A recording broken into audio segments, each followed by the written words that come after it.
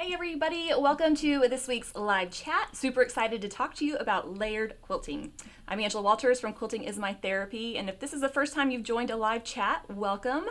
Basically, every Thursday at 3 p.m. Central, I talk about a quilting technique or design or something quilting related, have special exclusive deals, and answer your questions live. So it's a lot of fun, and I'm glad that you're joining me either live now or on the replay later. In this episode or this chat, I'm going to talk about layered quilting, which is a really fun technique that's easy to do, and you can create some really cool stuff. So I'm going to give you a sneak peek of kind of what we're talking about here. So this is what we're going to be doing with our quilting. Now this actually was a video series that I had done earlier, layered quilting, and you can check out a link in the description box that will take you right to those videos so that you can watch a little bit more in depth. I'm going to kind of give you the overarching idea, but you can really watch those videos to dial down to all the good stuff. So when you're getting ready to do your layered quilting, basically what we're doing is we're quilting and cutting. Seems kind of weird, right? Because normally the cutting comes before the quilting. But what we're going to do is use multiple layers of fabric and then cut away to reveal the fabric underneath. Now this isn't a technique that's, to me, I didn't come up with this technique. I first heard about this a long time ago, and people were doing it as a rug, so multiple layers, but you can do a lot of fun stuff with your quilted piece. So first of all, what do you need to get started? You need several fabrics of about the same size. You can do 2 or 3 or more, depending on what you want to do, but 3 I feel like is a good number.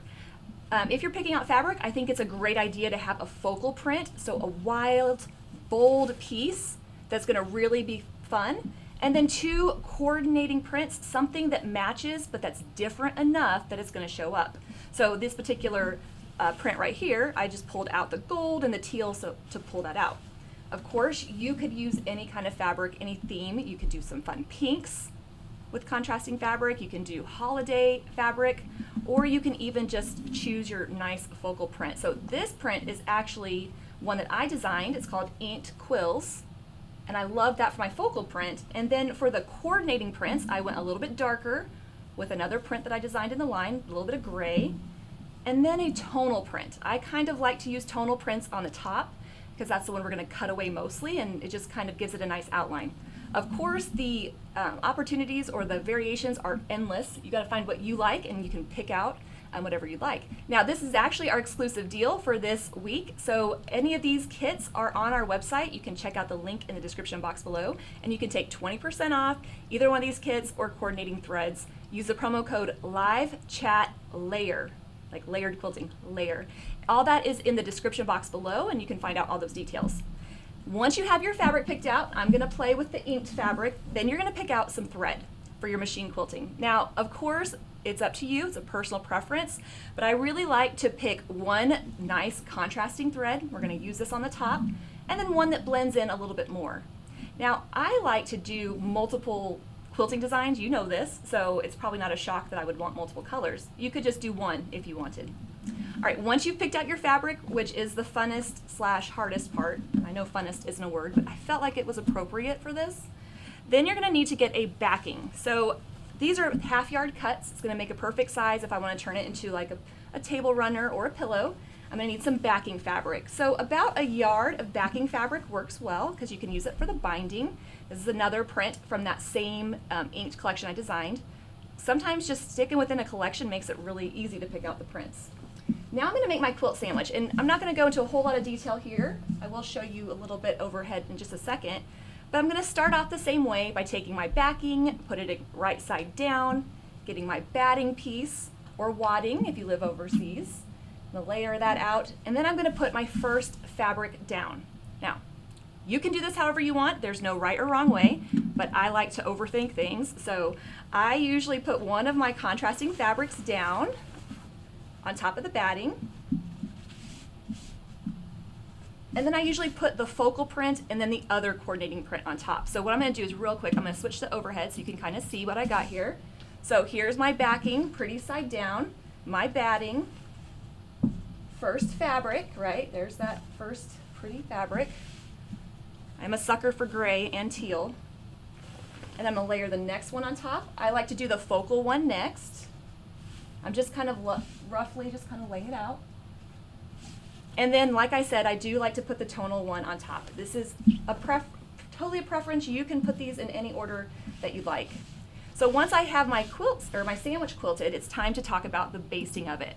So normally when you're making your quilt sandwich, you stabilize it some way, right? I like to use fusible batting. You could use basting spray, but only on that first layer. So that means this will be stabilized, but these other top two pieces are going to kind of just be floating. So if you're working on a bigger piece, then you can use pins to hold it together, but I definitely don't put anything in between the layers of fabric because we want to cut it apart eventually. Here's the good news though. When we start cutting it away and wash it, it's going to be fine if it gets tucks or anything like that. This is kind of a whimsical, fun piece, so don't stress out too much about all the stabilizing and having everything perfect. I will say on this size of a project, about a half yard, I don't even stabilize it at all. I just layer it and start quilting. So now that I have my piece of fabric, I'm going to quilt it just like I would quilt any other design. The thing you want to remember is I want the designs to be kind of bigger because we're going to cut in between the lines. So if our lines are really, really close, it's going to be hard to do.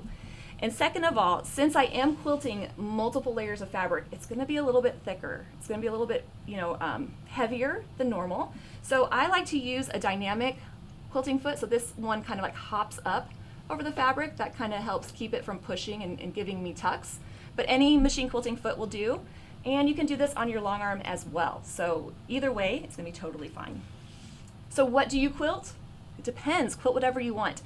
In the videos, I do some feathers and I do some other kind of bigger designs, but I'm a sucker for a feather. So let me put this aside and let me show you the quilted one I already have done. So this is another little sample I was kind of working on. I'll show you this side first. So there's that feather quilted on it, nice and big, my different layers. And let me switch the overhead real quick. So at this point, I've quilted just my design, that nice little feather right there. And then what I'm going to do is I'm going to cut away the layers to reveal the fabric underneath. So this is where I get to really have fun and creative with the color placement. I like to use a sharp pair of scissors. I'm going to just take this little thing off first. Something nice and sharp to cut away the layers. These are handy quilter scissors, but any of them will work. And I'm just going to kind of wiggle my scissors into that first layer and then cut it away. I do love how these scissors have a little bit of a curve, so it helps me kind of work my way around those. And since I'm kind of reaching across myself, we'll just pull that back so you can see the fabric underneath. So I'm going to start cutting them away, cutting away the fabrics in whatever order I want. Now, since I have two of them underneath the first one, I can cut away the top layer to reveal the first one, or cut away the top two to reveal the one underneath. So really kind of fun. You can imagine how much different color placements that you could do with that.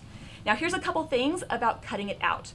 First of all, you want to leave about 1/4 inch or so of fabric of that closer overhead look. So here, I want to leave at least 1/4 inch. I don't want to cut it so close to the quilting because what could happen is that fabric would just kind of unravel behind it. We want a little bit of that on there. And then I like to cut away the layers. Now, if you happen to snip through several layers, it's fine. Just put a little bit of fabric glue on it, especially if you accidentally cut through the very last one into the batting. I've done that. No worries there. You can just use a little bit of fabric glue to help kind of hold that in place. And if I'm being honest, it takes longer to cut away than it does to quilt, but it is a lot of fun.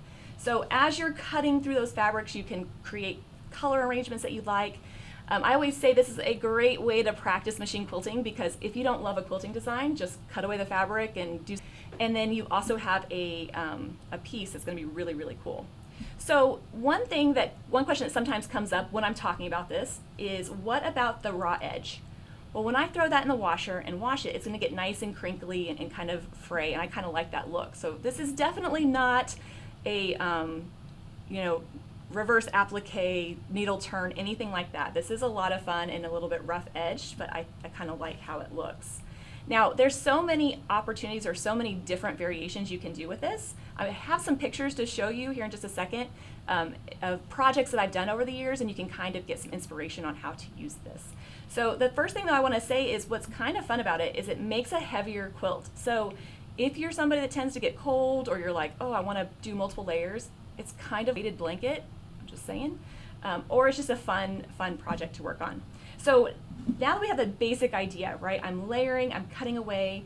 If you have questions, leave them in the chat. Jessica is writing them down so I can address them at the end, but I think you can see you can make some really, really fun stuff.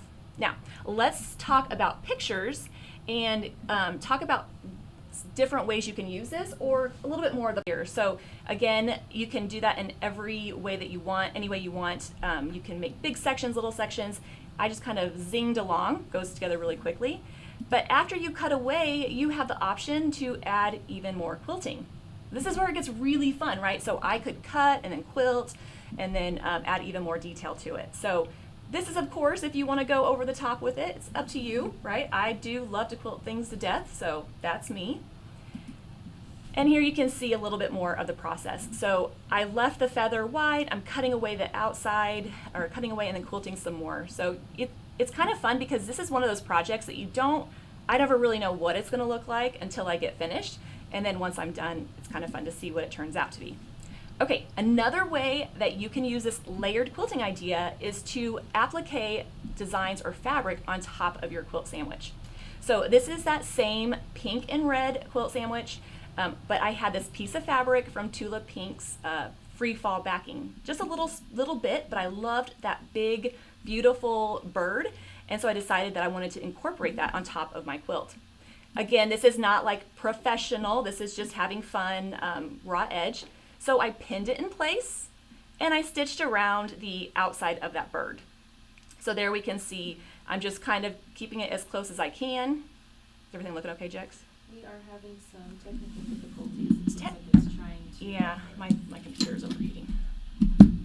Technical difficulties are fun. We'll just see if it can't reconnect. Okay. So I'm just going to keep talking. Let me just keep going and we'll hopefully reconnect and it will splice it together.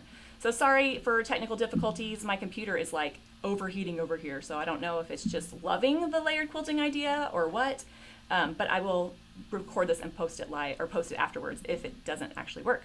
Okay, so I put my piece of fabric on there. Now I'm stitching around the outside. I'm not going to put any kind of stabilizer or fabric or any kind of fusible underneath it because I want to be able to cut away that outside. So I'm stitching as close as I can to the bird, but not the end of the world if I can't. And then it's time to cut it away. So the layered quilting, cutting along that outline. Again, leaving a little bit of space. I don't want to cut the line of quilting. I want to get it as close as I can, but leave a little bit of space as well. Hopefully we are back. It looks like it keeps coming back. Sorry guys, so what's happening is my computer is overheating and it's like trying to do all the things. So please be patient with me. It'll keep coming back as we go and hopefully it will just kind of go in order. If not, it'll be a very interesting lesson, right? You're like, I missed half of it, but it was fun. And then that's the result. So there we see our pretty bird on top of the quilt. So if you have that beautiful focal print that is too small to use in a quilt, or you're not sure how to use it, or maybe you just like one little thing in it, this is a great way to do it. So applique it on top of there. Again, just plopping it where I want it, stitching along the outline, and then cutting away. And I'll just kind of do it before and after. So again, kind of fun, kind of whimsical. And I'm actually doing this on my long arm. So you can do this on a long arm as well, or your sewing machine. And if the fabric itself has some cool elements. So this is a grunge dot, and I thought it'd be fun to quilt around some of those dots and then cut away that fabric. So you can use the fabric for quilting inspiration. You can use quilting designs that you've drawn out. You can do a lot of fun stuff.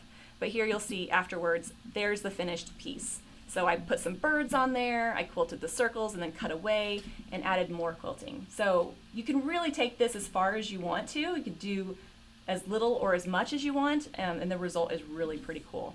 So let's see a couple different things that I've done with this technique. First of all, like I already said, you can do this on the long arm. And if I'm gonna leave like a big area unquilted, I might just cut it off while it's on the long arm. So here, I'm working with one of those big Dream Big panels, and I put a piece of black fabric over the top. I quilted this motif, and then I cut away the top fabric while it was still on the long arm so that I could add more quilting. And this kind of just shows you how that works. The nice thing about being on the long arm is it's nice and taut, and it makes it a little bit easier to cut out. However, if it's really tiny areas, I'm going to take it off the machine because that's a lot of bending over to get to. You can also really kind of play around with bright, bold prints or panels. So this is a fun way to use up a panel that maybe you don't love or something that's a little bit abstract. You can also play around with different types of fabric. So this particular quilt is a piece of fabric that I designed way back in the day, and I put a piece of linen on top of it. Now the reason I love doing this with linen is that linen has a rougher texture, and it just really crinkles up nicely when you wash your fabric. Plus it just looks really cool. So you can try some different fabrics that you might not normally piece with. I mean, you piece with linen, but you could even try other fabrics and get different effects. And this is just a little bit closer up. So a lot less of the top fabric. I really want that bottom fabric to shine, but I kind of like how it gives it a little bit of an extra design element. And even though I did that on the long arm, I definitely took that off my machine to cut away those pieces. Cutting it off or cutting the pieces is a great activity when you're watching TV, or if you have somebody in your life that you trust with sharp scissors. And here's just a closer bit of the center motif. So you can incorporate as much or as little as you want. You can play around with color arrangement, and you can add multiple layers. This is maybe not something I would suggest for those of you on a sewing machine. After you start adding several layers, it gets really hard to move that quilt. But long arm, I tend to be less fearful of that because long arms can kind of handle a little bit more of that. I've done even up to 4 layers. So try multiple fabrics, try different color arrangements, try cutting away different layers. It's just a lot of fun. It's kind of fun and creative and kind of, I don't know, creatively rejuvenating without being mentally draining. Now this is actually a larger quilt. So that first one, the one before, was a small little wall hanging. So a smaller quilt is a good practice to start on. Half yard fabric is a good area, but this is actually a whole quilt. So this is a lap size quilt with linen on the top, but the main difference here is I actually pieced a quilt top to put under that linen. So if you look closely, you can see the different fabrics underneath. What I've done is pieced a real easy strip kind of quilt, put that fabric on top, and then just let whatever colors come out as I cut away. So I'm not sure what's going to come out where, but it's just kind of a fun opportunity. And again, the great thing about this is when you decide that you're done cutting, you're like, I'm tired of this, then you can decide to be done. You're done when you say you're done. This is a great option. If you don't want to piece a quilt, look for a panel. This is my inked rainbow panel. I'll show this a little bit bigger on the big screen when I'm up, but you can find some panels that are really kind of bright and fun, multiple colors, and create those different effects. You can do it on the long arm, and you can do it with strips. So this is a little bit more abstract. I almost didn't put this in there, but I thought, well, what the heck, we'll just see if it lands. In the first instance, what I'm doing is taking my half-yard pieces of all my fabric, putting them on top, and then cutting away. Now, you can guess this is not a practical use of fabric, so there is a little bit of waste, a lot of waste. But you could use smaller pieces. So here I have my quilt sandwich, I have my very bottom piece, and then I just put one strip down, because I knew I just wanted it for the clamshells. So I quilted some big clamshells or big arcs, and then I put another piece right on top of it, but down a little bit, right? So I want to see those arcs on the top, put it down, and then I did the same thing. So I'm being more picky about the size of the fabric and where I'm putting it, knowing that I'm cutting it away anyway, so it's less waste that way. But this kind of gives you an idea of what that looks like. I still have my fabric on the back. I still have my very base piece of fabric, but I'm putting strips, overlapping them, and cutting them away. If that seems too confusing, then just pretend I didn't say that, but you can do it in smaller pieces. A lot of fun. And this is on down that quilt. And then cutting away. So you can really, really enjoy it. Okay, so let's pretend I talk you into it. You're gonna give it a try. You're like, all right, I'll do it. Now you do it and it's great, right? You have this cool piece of fabric that you're like, oh my gosh, well, what do you do with that? So in my challenge series or the video series, the very last one is a live chat where I kind of give you suggestions on what you can do with it. So first of all, here's a couple different examples, all of them totally different, lots of fun. First of all, you could bind it and make it into a table runner or a wall hanging, really cute idea. I know a lot of us already have a lot of table runners, so maybe not the best. Or you can bind it and hang it up and use it as a way to display your pins. Now I know that some quilters love collecting pins and trading, but I'm not gonna wear all that bling on my coat or anything like that. No problem if you do, it doesn't work for me. So putting them on my quilted piece allows me to display them and see them in a cool quilt as well. This is that other option, that other colorway I showed you with the bright, bold fabric. Still really cool. Or make it into a pillow. So this is kind of a fun, whimsical piece, you know, to add a little decor or a little brightness to your decor, and it just really kind of shows off the fun fabric. Or in that top little bit, you can make it into a bag. So it's already quilted, you have a quilted piece of fabric, you can use it as you would any piece of quilted fabric, but it's a little bit more random in the placement of the designs. So definitely a lot of fun when you're playing with that design. So that's kind of some examples of that technique, but let me real quick change back. And let's answer your questions and talk about that layered technique. Again, so sorry for the technical difficulties. You gotta love technology. Thank you, ma'am. Okay, first of all, there was a question that came through on the chat earlier, which I thought was really good. It was Tamara. She said, how long did I practice quilting before I felt good enough to work on an actual quilt? Well, I actually didn't machine quilt on a sewing machine first. I went from hand quilting to long arming. So I started on quilts. Now, I love, because that sounds super brave of me, like, oh, she started on quilts. But they were actually just a lot of quilts that my husband's grandpa had collected at thrift stores and garage sales, so there was really nothing I could do to make them worse, make them look worse.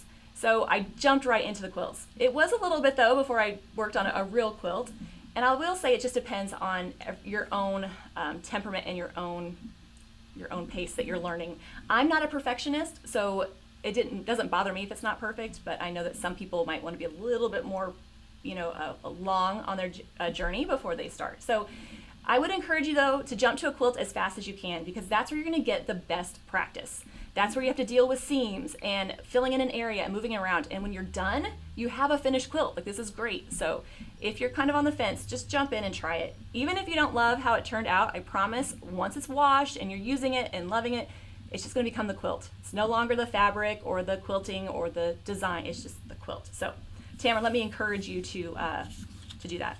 Okay, Kelly asked a great question. Do I use a heavier weight of thread to keep it attached? Nope, I just use whatever I'm already using, a 40 or 50 weight. The thread kits that come, or that you can get with the layered quilting kit, they're actually 40 weight and they have a little bit of a sheen, but I've done this with So Fine, which is a 50 weight, so they both work. I don't necessarily use a heavier thread. Denise asked, do I change the stitch length and speed with more layers? So Denise, I actually don't quilt with a stitch regulator. So my stitch length is very organic in nature, right? It kind of gets longer and shorter as it goes. So I don't tend to change obviously I don't have a stitch length, it's just how I'm moving. And I don't even worry about keeping them consistent. But I will say, if you are using a stitch regulator, I think 10 stitches per inch would be a good option. A little bit on the smaller side so that it holds that fabric in place when you cut away. That way, if you accidentally kind of get too close to the stitching, it won't just kind of unravel that fabric. Now, as far as my speed is the same as well. I don't really change that. I tend to quilt the same speed depending on the design. But I will say, again, it's going to be a little bit heavier because I have that cotton fabric on top, the extra layers. So naturally, I'm going to go a little bit slower because it's going to be heavier to push. But I know the result's going to be way worth it, so I don't mind that. So hopefully that answers your questions. On the linen quilt, did I only use 2 different fabrics? Yes. So I think you're talking about the red, the peach one, and the tan linen on top. That was 2 fabrics. So that fabric underneath was just a really bright, bold, multi-layered print, and it kind of worked so beautiful with the coordinating linen. So you don't have to use 3 layers. You could just use 2. That's definitely the case if you don't want a lot of that stitching, or kind of like on that quilt I had it look like more like a motif. But if you want different colors to come in and play and have fun with the color placement, then using at least 3 will give you a little bit of an option, but that's up to you. Mary said, I only use 3. Can 4 or 5 be used? Yeah, that's what's great about it. You might have a nice little stash built up, and this kind of lets you use up some of it. Again, make sure they're different enough from each other that they stand apart. They don't have to be perfectly matchy-matchy. You want there to be a little bit of contrast so that you can see those pops of color come through. Again, if you use multiple layers of fabric, I would start with a smaller quilt so that you're not wrestling it through, or on your long arm. You might find it a little bit easier. Judy asked, do I use this technique on full-size quilts or just smaller pieces? And the answer is yes, I've done it on both. So that big one that had the blue linen and the piece, that was about a throw size quilt. I haven't done it on much bigger quilts, but you definitely can. And you can also do it on smaller pieces. So the reason I kind of decided to do this as a little mini challenge is people are so nervous to try machine quilting. They get so worried about how it's going to look. And I thought maybe we could just do something fun and whimsical and keep it small and where there's no stress. So if you're thinking, I don't know, I'm a little worried, just start small. And then you can turn it into a smaller project and then work up to a bigger quilt. Totally up to you. Amy asked, leave a 1/4 inch around the bird too. I would suggest leaving a 1/4 inch around when you're cutting it away. However, on the bird, I didn't. I cut it really close up to that line because I didn't want that orange in there. So there's that orange background. Not that I didn't love the orange, just in case Tula's watching, love the orange. It just didn't match the other fabric. So I cut it really, really close. I knew that quilt was gonna hang on the wall. It's not gonna get washed or much done with it. It's more like a sample. But if you were going to do that on a quilt, I would definitely leave that 1/4 inch all the way around. You're gonna want that. But you don't have to. It's up to you. Again, if you happen to snip into a layer of fabric or anything, just put some fabric glue and then move on. Then when you put it in the washer and you get done, it's this really cool piece and it's a lot of fun. So I hope that you're excited to give it a try because it's a great way to show off some of your favorite fabrics. Whether you layer it and cut away or you layer it, cut, quilt, and then layer again, you can again make it as intricate as you like. So thanks so much for joining me on the challenge. Next week, I'm gonna be back with thanks for joining me on the live chat. Next week, I'll be back with another live chat where I'm going to give you tips for the quilt as you go method. So this is a question that has come up a lot. Quilt as you go is a fun technique to take bigger quilts and quilt them in smaller chunks. But we're not just going to talk about that. I'll talk about how on a long arm you can actually piece your quilt as you go on the long arm or sewing machine. So it's going to be lots of fun. Don't forget there's a promo code live chat layer if you want to get 20% off any of these layered kits. That's all that's on sale. And it's only good for this week. So you have to get it before the next chat if that's when the promo code expires. So if you've liked this video or any of my chats, I hope that you will give it a thumbs up or leave a comment that helps other quilters find it. So I hope you all have a great week and weekend. I will see you next week in July and we'll talk about the quilt as you go technique. Until then, happy quilting.